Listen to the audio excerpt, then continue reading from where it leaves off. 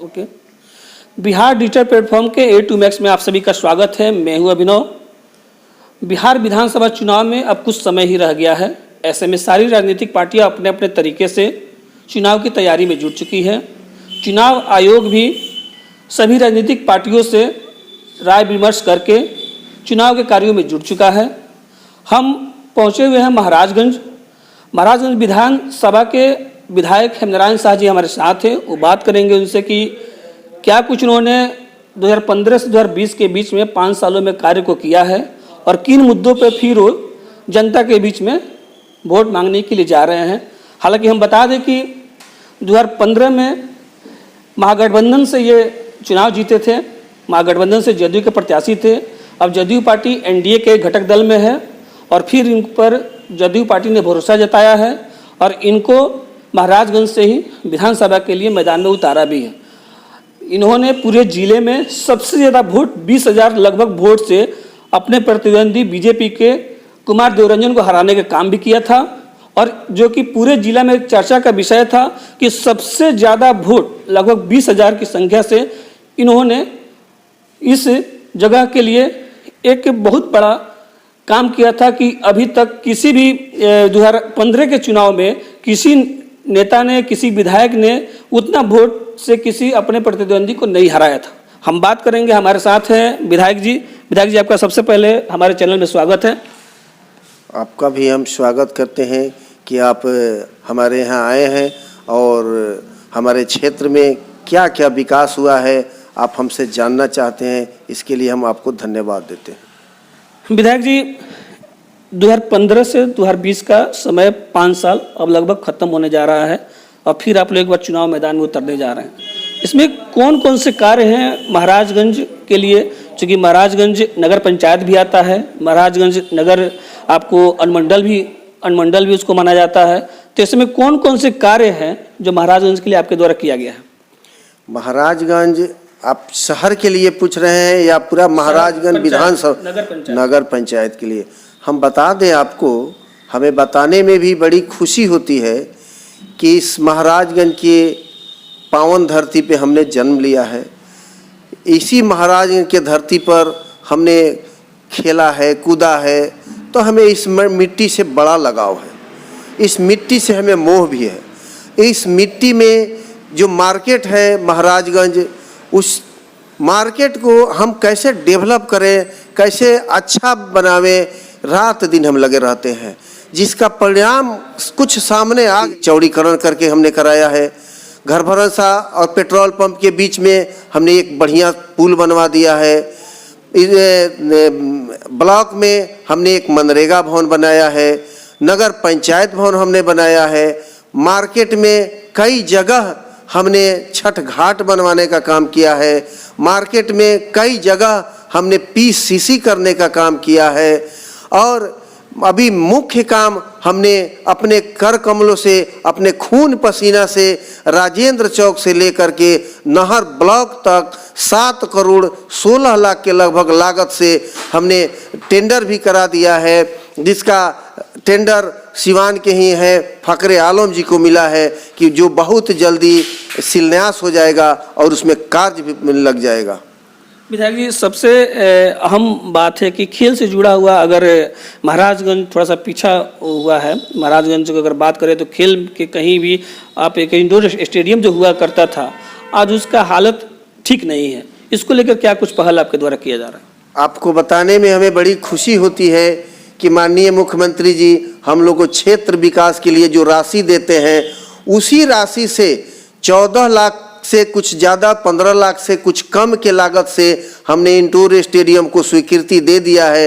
2-4 दिन में indoor stadium में काम शुरू हो जाएगा और इंडोर स्टेडियम बन करके वो बहुत सुंदर लगने लगेगा और उसमें खेलने वाले लोग जाकर आसानी से खेलेंगे।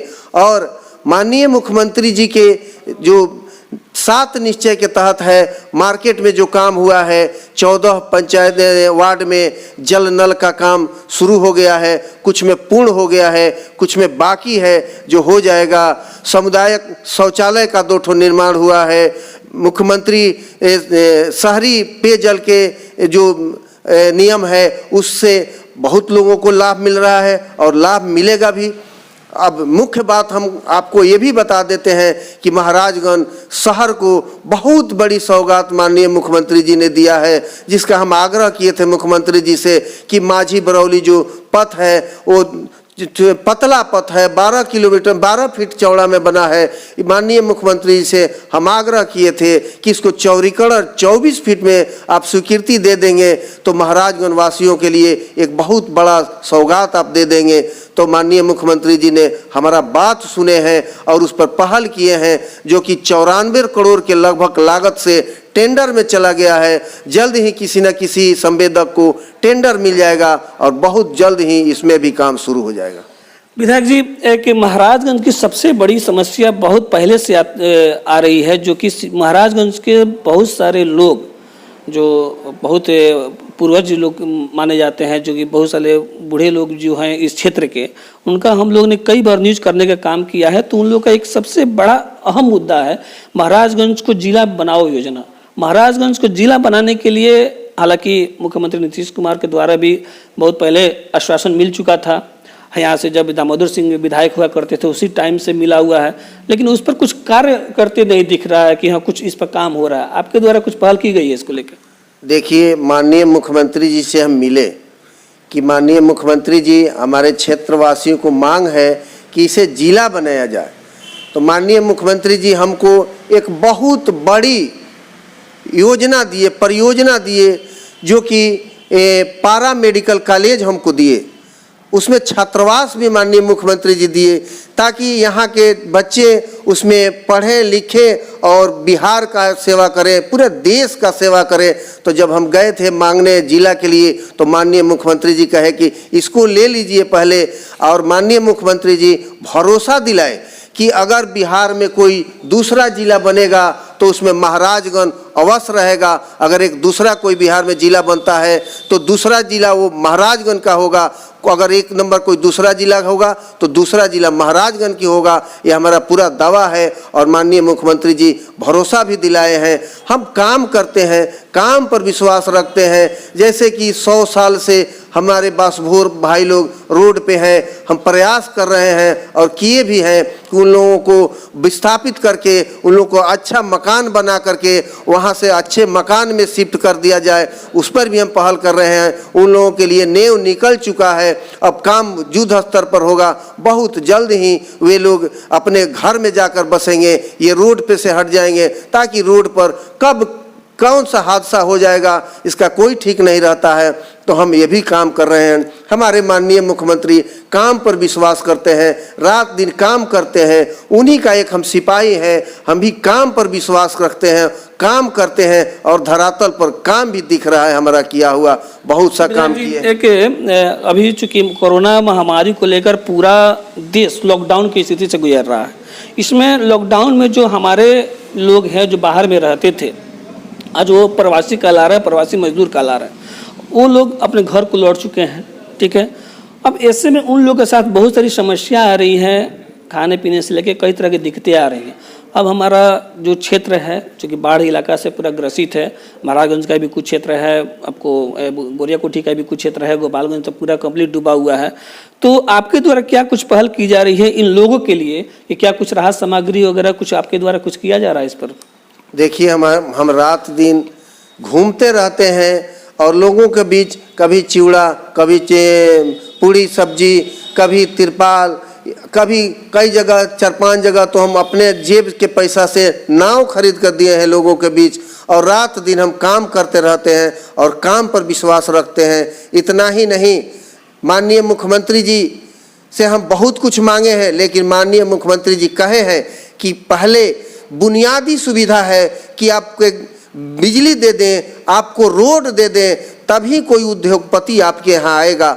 हम भी दो चार जगह उद्योगपतियों से बात किए हैं कि भाई चलिए हमारे यहाँ उद्योग लगाइए, तो हमको लगता है कि माननीय मुख्यमंत्री जी से हम आग्रह किए हैं, हमारे अंचल के सीओ, भगवानपुर अंचल के सीओ अगर ज़मीन मुहैया कराते हैं तो कुछ मित्र उद्योगपति हैं हमारे यहाँ उद्योग लगाने के लिए अब तैयार हैं, इसलिए कि हमारे क्षेत्र में रोड भी अच्छा हो गया है, बिजली भी अच्छा हो गया है, तो कोई भी उद्योगपति अब आने के लिए भी तैयार है। जब उद्योगपति आएगा, उद्योग लगाएगा, तो यहाँ के लोग बेरोजगार नहीं, उसमें काम करेंगे और उसमें काम करके अपने जीविकोपार्जन करेंगे, अपने बच्चों को पढ़ाएंगे और इसमें गाँव को, इस ब्लॉक को, इस राज्य को बढ़ाने में, आगे बढ़ाने में, विकसित बिहार बनाने में सब लोग अपना योगदान देंगे।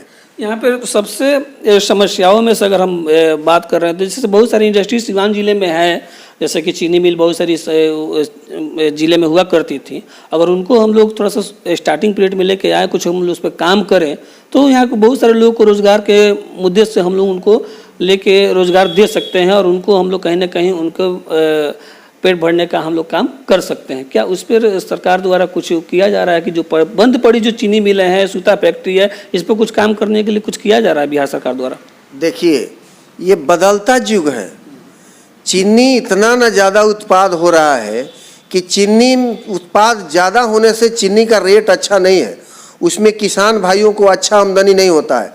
अभी ये जो माननीय मुख्यमंत्री जी जो कृषि रोड मैप तैयार किए हैं, तो गन्ना से ज़्यादा आमदनी किसान भाइयों को कैसे हो, ये माननीय मुख्यमंत्री जी तय कर दिए हैं। कृषि रोड मैप बना दिए हैं। उस कृषि रोड मैप के तहत गन्ना से ज़्यादा आमदनी धान, गेहूँ, अनेक सब्जियों में उससे ज़्यादा होगा, यही मुख्यमंत्री जी का सोच है। इसी सोच के तहत माननीय मुख्यमंत्री जी ने ऐलान कर दिए हैं कि माननीय मुख्यमंत्री जो कहते हैं कि जो हम कहते हैं वो करके दिखाते हैं, उसी के तहत माननीय मुख्यमंत्री जी ये भी ऐलान कर दिए हैं कि हर खेत को पानी देंगे, ताकि ये रोड मैप, कृषि रोड मैप जो बना है, उस रोड मैप के तहत किसान भाई खेती करेंगे और अपना उपज दोगुना चारगुना करके बहुत ज़्यादा लाभ कमाएंगे और अपना जीविकोपार्जन करेंगे। अगर फिर जनता आपको 2020 में महाराजगंज की विधायक बनाती है, फिर पटना भेजने का आपको यहाँ से काम करती है,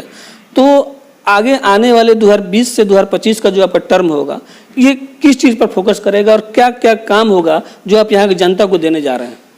इसके पहले भी 1-2 बार हम बोल चुके हैं, आज भी हम फिर बोल रहे हैं कि अगर जनता ने हम पर विश्वास फिर किया, भरोसा किया, हमको फिर पटना भेजने का सम्मानित जनता काम करेंगे, तो हम कह दिए हैं कि दोनों ब्लॉक में इंजीनियरिंग कॉलेज माननीय मुख्यमंत्री से मांग लेंगे और कर देंगे, और यहाँ एक स्टेडियम, दोनों ब्लॉक में एक एक स्टेडियम बनवा देंगे। और माननीय मुख्यमंत्री का भी कमिटमेंट है, हम भी आज कमिटमेंट करते हैं कि हर खेत को हम लोग जल दे देंगे, ताकि किसान भाइयों को खेती करने में और अपना जीविकोपार्जन चलाने में बहुत सुविधा होगा। इससे अच्छा पैदावार होगा, खेती भी लोग करेंगे और अच्छा पैदावार करके अपना अच्छा मुनाफा कमा करके अपना सारा बाल बच्चों को पढ़ाना लिखाना, अपना सारा सुविधा वो लोग मुहैया कर लेंगे। ये थे हमारे महाराजगंज के विधायक हेमनारायण शाह जी, जिनका सीधे तौर पे कहना है कि अगर जनता फिर 2020 में अगर हमको जिताती है, पटना भेजने का कार्य अगर करती है, तो मैं जनता के लिए पूरा का पूरा तन मन धन से सेवा करूंगा और महाराजगंज के दोनों ब्लॉक में इंजीनियरिंग कॉलेज बनाने और खेल के लिए स्टेडियम बनाने के कार्य में जरूर करूंगा। हालांकि सबसे बड़ी अगर समस्या है तो महाराजगंज जिला बनाने के लिए है, उसके लिए भी विधायक जी अस्वस्थ हैं, बोलते हैं कि हाँ मुख्यमंत्री के संज्ञान में हमने दे चुका है इस बात को, हम जरूर इस पर पहल करके अगर कहीं भी जिला में एक अलग जिला बनाया जाएगा पूरे बिहार में, तो इसमें महाराजगंज का एक नाम जरूर होगा।